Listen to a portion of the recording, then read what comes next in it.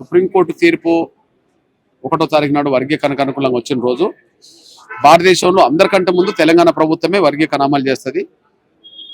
ఇప్పుడు నోటిఫికేషన్ ఇచ్చిన దాంట్లో కూడా వర్గీకరణ అమలు చేయడానికి ఆర్డినెన్స్ కూడా జారీ చేస్తాం అని చెప్పి మాట్లాడడం జరిగింది. ఓకే, సంతోషం, స్వాగతిస్తాం. జడ్జిమెంట్ వచ్చి 20 రోజులు అందరికంటే ముందు అమలు చేస్తారనేది రేవంత్ రెడ్డి గారు. కాబట్టి అమలు చేయడం కోసం 20 రోజుల్లో ఏం నిర్ణయాలు తీసుకున్నాడు అనేది ఇంపార్టెంట్ కదా కదా నేను అదే అంటున్నాను. అమలు చేస్తామని అసెంబ్లీలో మాట్లాడిన తర్వాత ఇప్పటికి 20 రోజులు 20 రోజులు అమలు కోసం ఏ చర్యలు తీసుకున్నారు? కేసును జడ్జిమెంట్ కాపీని స్టడీ చేశారా? స్టడీ చేసిన తర్వాత ఇప్పుడు ఇంప్లిమెంట్ చేయడానికి ఏ ప్రయత్నం చేయాలా, ఏ నిర్ణయాలు తీసుకోవాలనేది ఆలోచించాల్సింది ఎవరు? ముఖ్యమంత్రి, ప్రభుత్వం కదా. కాబట్టి ఇప్పుడు నేను పోతున్నా కదా, ఓకే, నువ్వు అసెంబ్లీలో ఏం చెప్పావో కదా అమలు చేయమని నేను కోరుతాను, అంతే కదా. మరి 20 రోజులు దానికి అనుగుణంగా ఏం చేసిండు అనే విషయం కూడా నేను అడుగుతా. ఏం చెప్తాడో చూద్దాం. రిజల్ట్ వచ్చిన తర్వాత తీసుకునేందుకు వీలు ఉంది కదా సార్, అందుకని ఇంకా ఈ మంత్ చివరిలో ఉంది డిఎస్కి సంబంధించినటువంటి, కాబట్టి మీరేమైనా ఒత్తిడి తీసుకొస్తారు? నేను ఇప్పుడు పోయేదే ముఖ్యమంత్రి దగ్గరికి కదా. ఆయన నిండు శాసనసభలో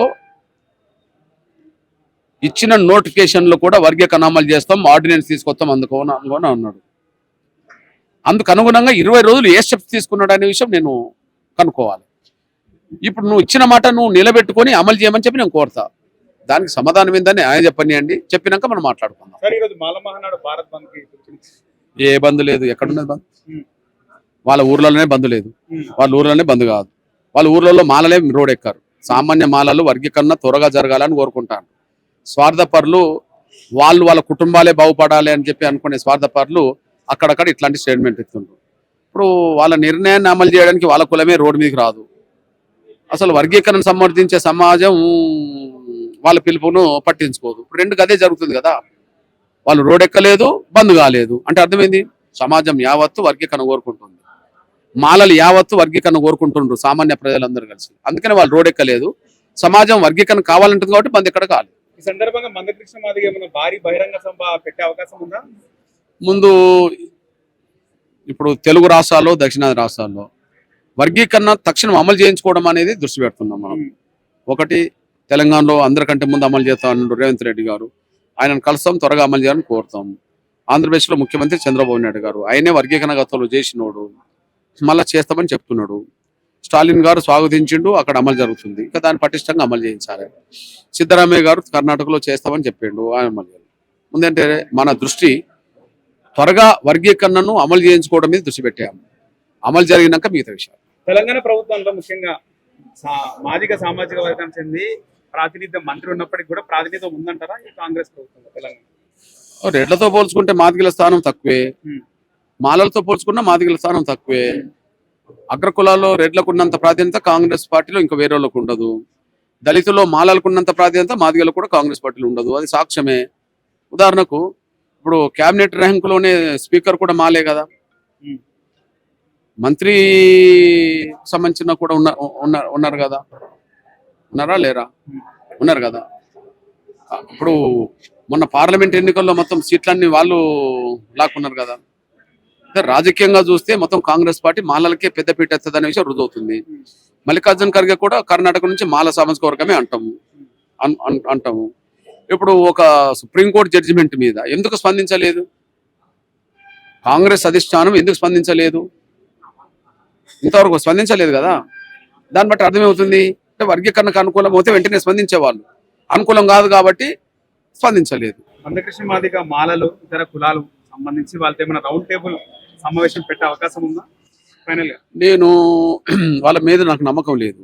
ఎందుకు లేదంటే రాష్ట్రపతి ఫోటో చూపించాను చూడండి, రాష్ట్రపతి కేఆర్ నారాయణ. అది 99లో అప్పుడు మాలమోహన్ నాయుడు లీడరు పివి రావు గారు ఒక మధ్యవర్తి, మాల పెద్ద అయినే ఒక వర్ధన్ అని ఒక స్వచ్ఛంద సేవా సంస్థ నడిపేటైన మధ్యవర్తి ఈ వర్గీకరణ సమస్య పరిష్కరించుకోవడానికి కూర్చొని మాట్లాడుకుందామని చెప్పి సిట్టింగ్ చేయించాడు. ఇప్పుడు జూపడి ప్రభాకర్ అందులో ఉన్నాడు, మల్లు రవి కూడా అందులో ఉన్నాడు. ఓకే, మాదిగల నుంచి నేను ఒక్కనే పోయినా, కానీ మాలల నుంచి 4-5 వచ్చారు. అంటే ఒక ఒప్పందం జరిగింది. అప్పటికి ఈ ఇష్యూ రాష్ట్రపతి దగ్గరికి ఉన్నది. రాష్ట్రపతి కూడా దళితుడు.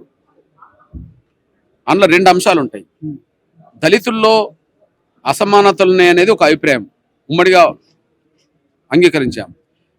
ఈ అసమానతల నిర్మూలన కోసం వర్గీకరణ అమలు చేయమంటాడా వద్దంటాడా అనేది రాష్ట్రపతి మీద ఉన్నది. రాష్ట్రపతి నిర్ణయానికి అసమానతల నిర్మూలన కోసం వర్గీకరణ మీద ఏం చెప్తాడు అనే దాని మీద ఆయన మాట కట్టుబడి ఉంటామని చెప్పి ఒప్పందం జరిగింది. ఓకే, మరి ఆయన వర్గీకరణకు అనుకూలంగా తీర్పు చెప్పాడు. కట్టుబడి ఉండాలా వద్దా? మేము కట్టుబడి ఉండమని స్టేట్మెంట్ ఇచ్చారు. కట్టుబడి ఉండమని స్టేట్మెంట్ ఇచ్చారు. ఎవరు అప్పుడు ఉద్యోగం నడిపింది? ఎవరు? పివి రావు గారు స్టేట్మెంట్ ఇచ్చాడు. కట్టుబడి ఉంటే ఇప్పుడు సమస్య ఎంత దూరం ఎందుకు వస్తాయి? కట్టుబడి ఉంటే మాలలందరూ కోర్టుకి వెళ్తా ఉంటున్నారు. వెళ్ళని అండి, తప్పేముంది.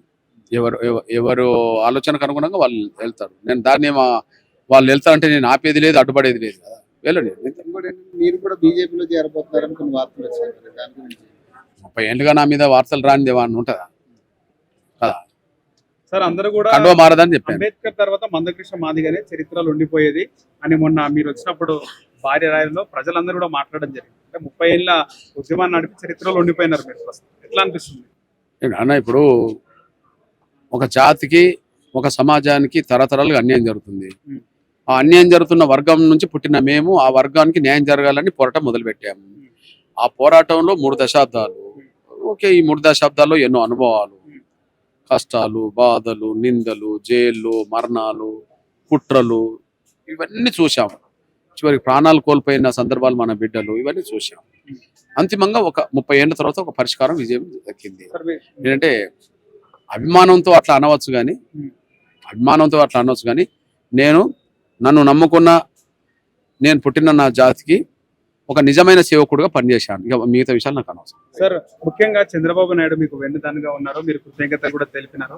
ఎప్పుడు కలవబోతున్నారు ఆంధ్రప్రదేశ్ ముఖ్యమంత్రి చంద్రబాబు నాయుడు? వెంటనే కలుస్తాను కదా. ఇక ఇప్పుడు రేవంత్ రెడ్డి గారు ముఖ్యమంత్రి, తెలంగాణ ముఖ్యమంత్రి కలిసిన తర్వాత వెంటనే 25-30 లోపు ఆయనను కూడా కలవడానికి అవకాశం ఉంది. సార్ గతంలో ఇండిపెండెంట్ గా పోటీ చేస్తున్నారు, ఏ రాజకీయ పార్టీ సపోర్ట్ లేదు. ఇప్పుడు ఏమైనా పోటీ చేసి బీజేపీ సపోర్ట్ తీసుకొని ప్రజాప్రతినిధిగా ఉండాలని ఒక ఆలోచన ఏమైనా ఉందా? అంటే నేను ముందు వర్గీకరణ అంశం అమలు చేయడం మీద దృష్టి పెట్టాను. ఈ అమలు జరగడం మీద దృష్టి పెట్టినప్పుడు మళ్ళీ మిగతా విషయాల గురించి ఆలోచించడం కంటే నాకు కండువ మారదని చెప్పాను. సంకేతం అదే. అయితే సమాజంలో బాధ్యత వహిస్తున్నప్పుడు ఏ సమయంలో ఏ నిర్ణయం తీసుకుంటే సమాజానికి ఉపయోగపడుతుందో ఆ నిర్ణయం తీసుకుంటా. సమాజానికి ఉపయోగపడే నిర్ణయం తీసుకుంటా కానీ ఇంకోటి కాదు. కాబట్టి భవిష్యత్తు రోజులు ఏం జరుగుతుందని ఇప్పుడే చెప్పలేకపోయినా ముందు తక్షణం అమలు చేయించడం మీద మాత్రం దృష్టి పెడతాను. ఎంఎస్పీ ఉంటుంది. ఎంఎస్పీ 2028లో ఏమైనా పోటీ చేసే ఆలోచన ముందు అమలు చేయడం దృష్టి పెట్టినాక మిగతా విషయం తర్వాత రాజకీయంగా. Right, thank you.